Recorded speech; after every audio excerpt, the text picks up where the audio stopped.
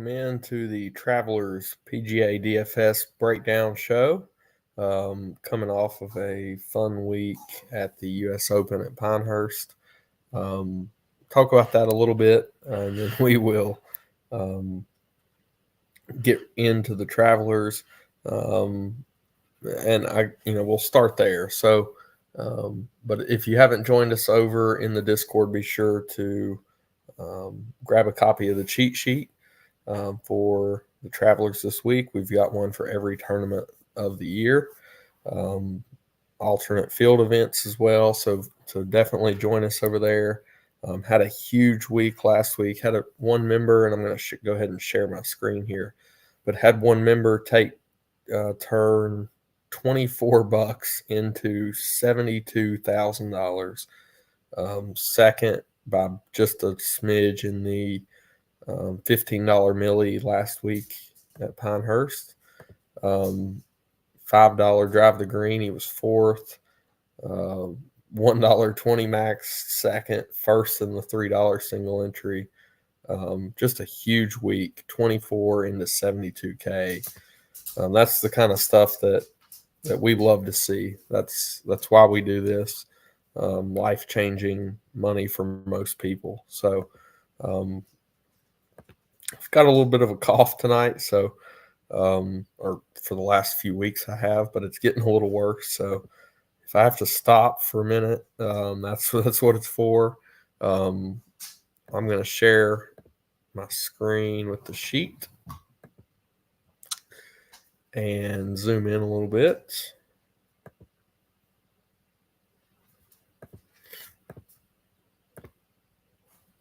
So before we get into this week, last week, the U.S. Open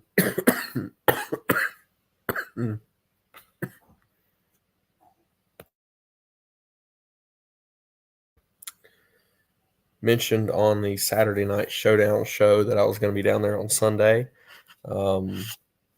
Really awesome experience. I'd been there in 2014 for the Open before that Keimer won. And I'd also been 3 times just to play some of their courses, number 2 each of those times. Just a really fun experience. Great tournament, great ending. Got there pretty early Sunday, followed a few different groups around the course. One we're going to get into, I feel really good about this week. That's just, sometimes being there, seeing them, maybe the stats aren't telling you everything. And I think that's the case with one guy this week. But we'll get into that in a bit. But, to see Rory, we were standing right behind 16 green, about 2 groups ahead of him, and stayed there as he played through. We heard and could not see, but see off in the distance the long shot at 15 and the moans as he didn't get that, up and down, of course. And then he pipes down the fairway on 16. He hits just a magnificent approach shot into the green as Bryson is 3-putting back there to try to give things back to him. And then he comes up and he hits a really good first putt. We walk off. We go to 17 tee box. And about that time, we hear a big moan from the crowd. I'm like, no way. There's no way he missed that putt. I mean, and he did. So, of course. So, from there, it was kind of a madhouse running around 17, 18 to try to see something. And, just a magnificent ending for Bryson. Great shot there on 18. Really happy for him. Chris was on him. One and done. Had a bet on him, I believe, as well. So, really good week overall. Excited to continue the summer. So let's get into the Travelers. Another strong field, no cut event this week. Kind of personally, this is a side note, getting tired of the 70-man no cuts, or even the 50 and ties cuts on these. So really wish they would do something different. A couple years ago, they're complaining that lives no cut, lives this many people in the field is the issue, and then they basically just replicate exactly what they're doing. And that part of things I've never been a fan of on live, and I'm not going to be a fan of it, here either. So they've jammed these tournaments together. We had Memorial, which was one of these fields with a small cut. Then we get the U.S. Open. Now we come back to another elevated event before two off events before they head over to Scotland for the Scottish Open and the Open Championship. So the last time we're going to see a lot of these guys before then. Much different course from last week. Not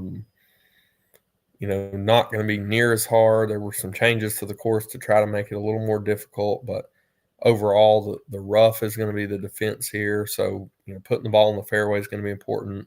It's much more of a placement course than a wide open bombers test.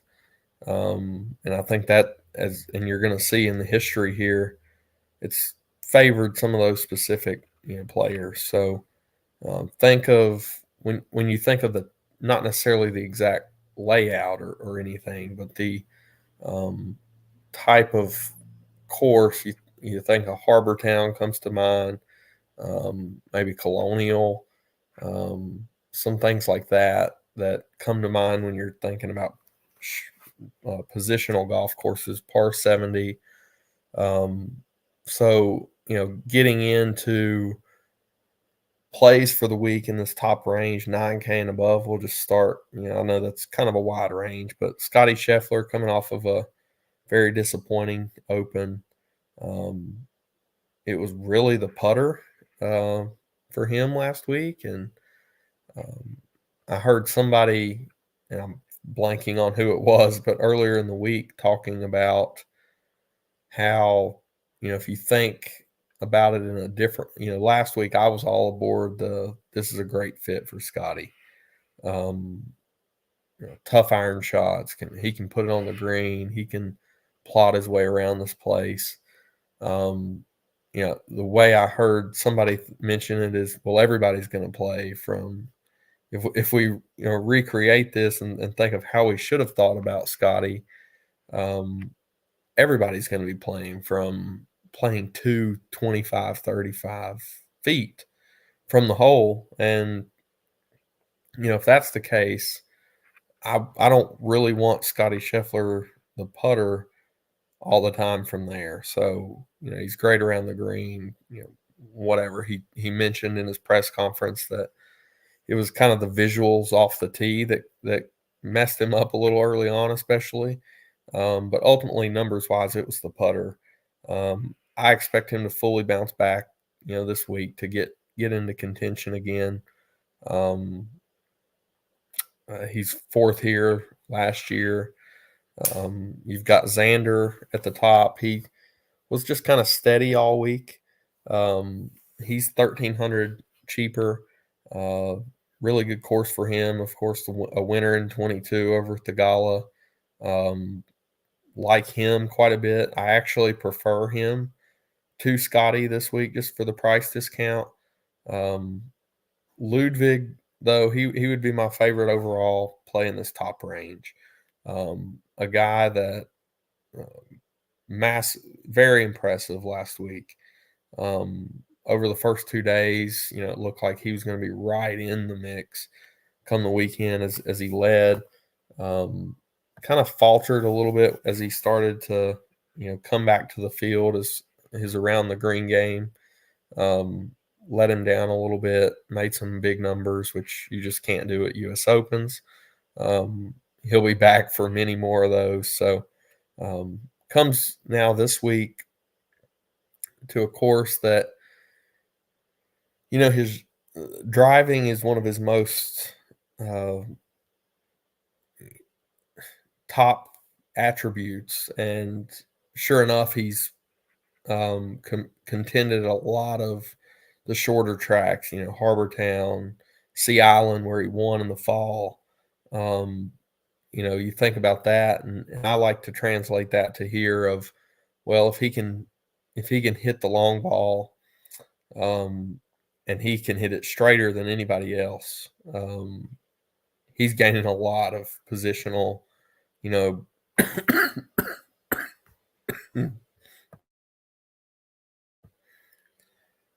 advantage that some people aren't, if they're laying it back or whatever it may be. So love Aberg this week, or Obear this week. 24th last year as he played one of his first, maybe his first um, tournament after the PGA Tour U thing, like Thor Bjornsson, who is in the field this week. We'll get to him a little bit at the bottom.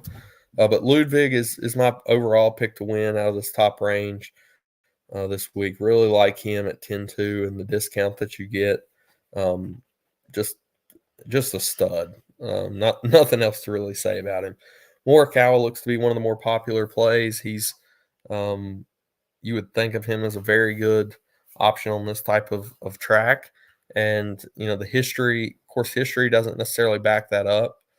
But he's playing really, really good golf right now. 9,800's fair. Cantlay, um, maybe the best course as far as his course history on the PGA Tour.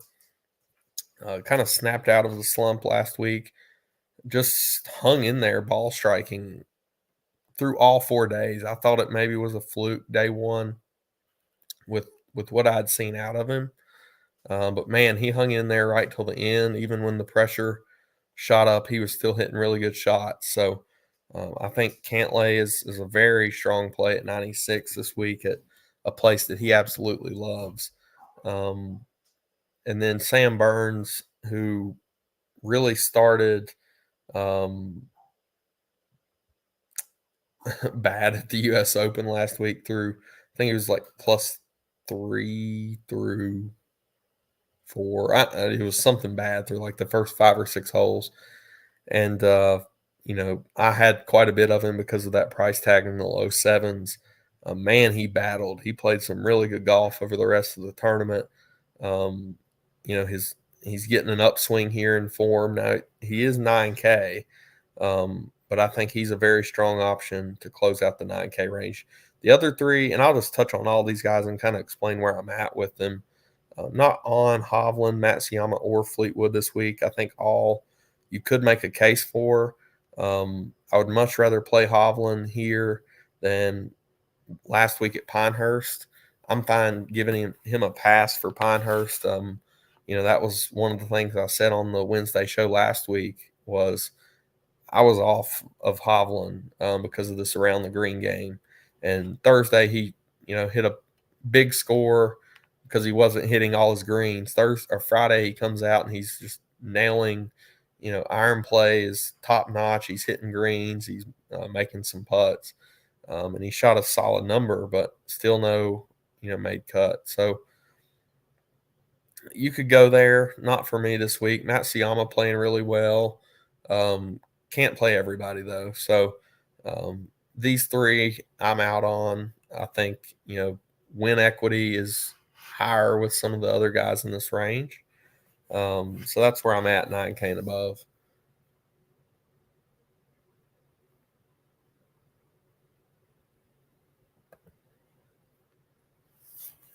So saying I got a stat on guys that won major. None of the winners took them 5 months to a year to win again, I'm assuming. Yeah, but to me, it's does he need to win? He needs to contend. He needs to be in the top 5. But I just think overall he's playing really great golf right now. He might not win, um, So, if you're thinking of outright betting, I wouldn't probably touch either of the top two and skip right to Obear. So, for me, it's I understand the sentiment, but Xander's a tough fade right now, just with how he's playing it overall. And we saw that last week. He really never contended per se, but he was always just kind of right there on the periphery. Moving into the eights, a lot of strong plays here. Some that I'm quite a bit higher on, and those the top three for me would be Tony Finau. Closed magnificently last week, of course, finishing, I think it was third.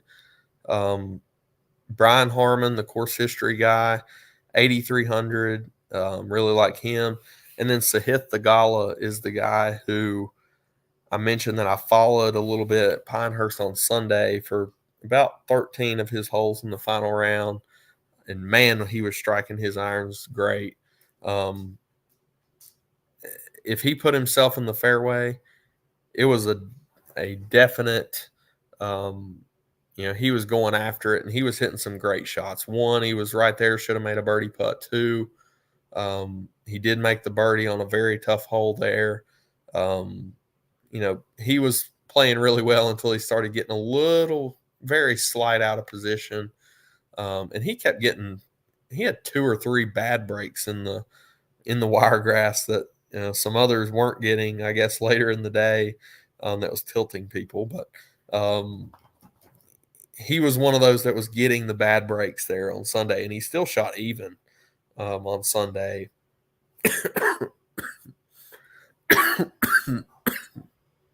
Sorry, guys. Sorry. He was second here. Should have won a couple years ago. So I am very high on Theegala this week at this price tag. I don't think he'll get super popular. And, Theegala, I think, has got major upside when you don't have to worry about a cut. Of course, you don't want him lingering around what would be a cut number, but I think he's got big upside. I think he's going to pop and contend this week. The rest of this range, Henley, I think, is going to be popular after a very good Sunday for him. 8,600. He's a fine play. I just like the upside of some of these other guys a little more.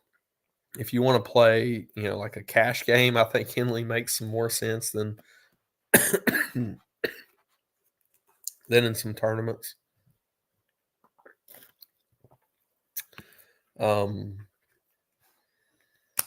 Corey Connors, Spieth, Tom Kim. I'll just kind of lump them all together. I mean, they're secondary options for me. My favorite out of those would be probably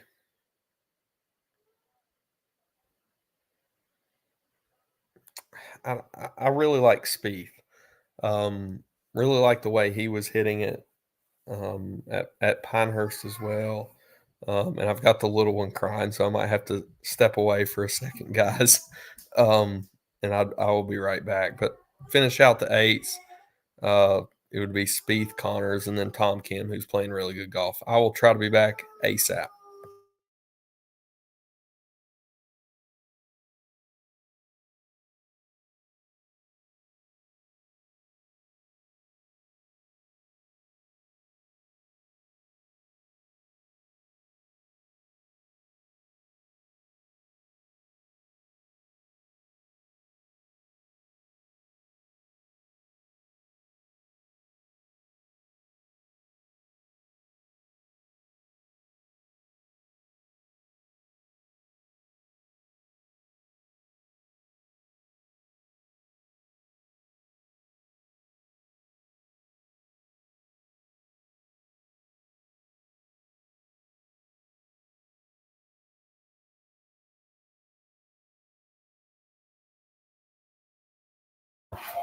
All right.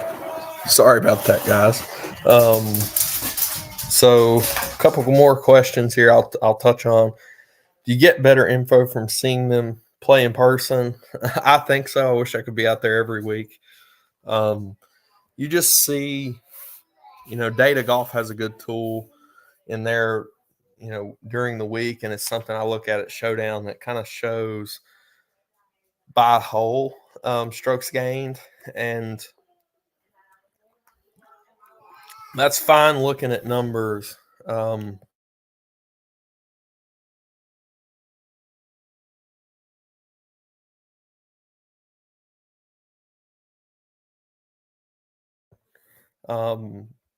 they've got the buy hole, and it helps a lot, but it really just doesn't tell you all the story. Um, like, just back to Thagala for a second. On Sunday, if you probably looked at his buy hole strokes gained, he had some, like I said, really good iron shots early. He was hitting the fairway. When he started missing, and I'm not talking, we're at Pinehurst, you barely miss the fairway, you're getting really bad breaks. And, there's a couple of holes that I can think of that he was just barely off the fairway on Sunday, the gala, and he was getting horrible lies and still playing really good shots out of those. But I think back, one specifically was on 13, the last hole that I followed him on. It was the drivable par 4 that day. He hit his drive, and it rolled up right on to the edge of the surface and didn't get up as far as it needed to, and just rolled all the way back down to the end of the junk on the right of the green. And he stood over and called over his playing partner to look at the lie. I don't know, what was going on. It was almost like he was thinking about taking an unplayable. It was so bad, and he almost drove the green. So, when you're thinking strokes gained, it's kind of one of those things where that it's not going to tell you the whole story. And he had a great shot out of there. He should have made birdie on the hole. He hit it probably to, I don't know, 10 feet. Again, this is just from a not shot tracking view. It was probably somewhere around 10 feet, and should have made the putt and didn't. But the first shot strokes gained is not going to be that good.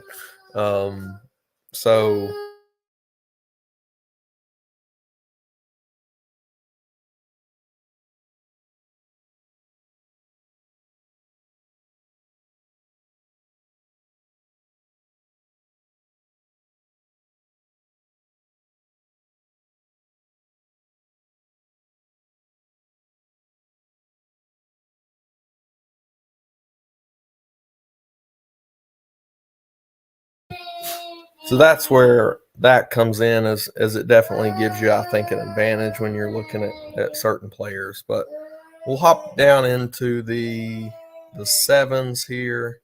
You got Sungjae, Sepp Straka.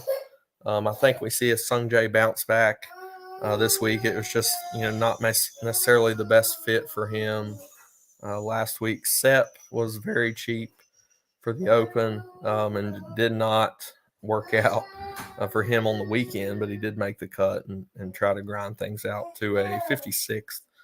Had a hole in one, I think, on Friday. Interesting how that works with chalk hitting hole in ones, but I think both of them are solid plays. The mid sevens, I think, is where it gets mid low sevens is where it gets really strong. Siwoo Kim, one of my top overall plays of the week, going to be fairly popular, but love the way he's playing. He's another guy that I don't know what he ended up shooting on Sunday, but watched him hit a shot into 5, the par 5, at Pinehurst, and it was his second. I don't know how far it was. It was probably I would guess 220, something like that. Just a perfect shot. Ended up making eagle on the hole. And that was the one that it rolled off, so far down to the left that Rory got bid on there, too, a little bit on Sunday. And I mean, he played it perfectly to release up, hit kind of into the upslope on the green. Just a great long iron shot.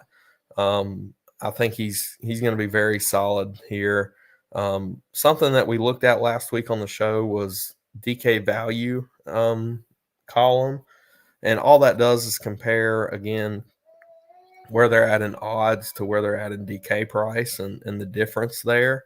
He ranks out second at 50-1 on Pinnacle.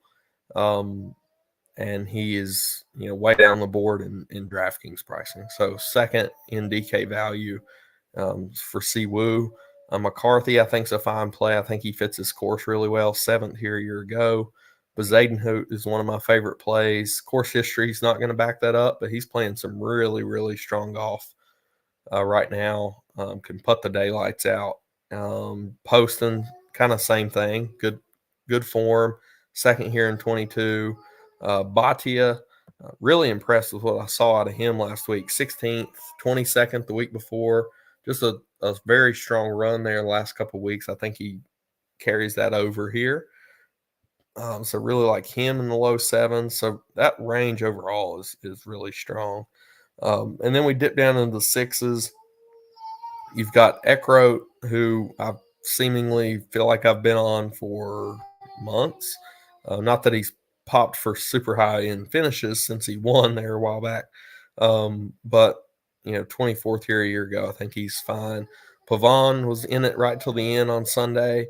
I think he's a solid play to continue that form. Glover, he's not one of my favorites, but he's probably on the back end of these guys that I like. He's, somewhat volatile, but, he's been playing pretty good golf over the last few months. Kitayama, I think he'll bounce back. I think he's solid. And then the bottom of this range is probably the two favorites in the sixes for me is Svensson, who can't putt, but he can hit some irons well, and Griot, who was 15th here a year ago, and I think he's playing some solid golf too. He ranks out tied there second in the DK value column as well. Svensson is number one. And then Davis Riley would knock that out. I'm have all of my top targets and cores up on the sheet right now, so be sure to check them out. Again, really excited with what we had go on last week in the Discord, where one of our members turned 24 into 72,000. Just incredible. Awesome to see that. And, he's, one of the nicest guys. He's been with us for a really long time. So happy to see him get that. Good luck to everybody this week.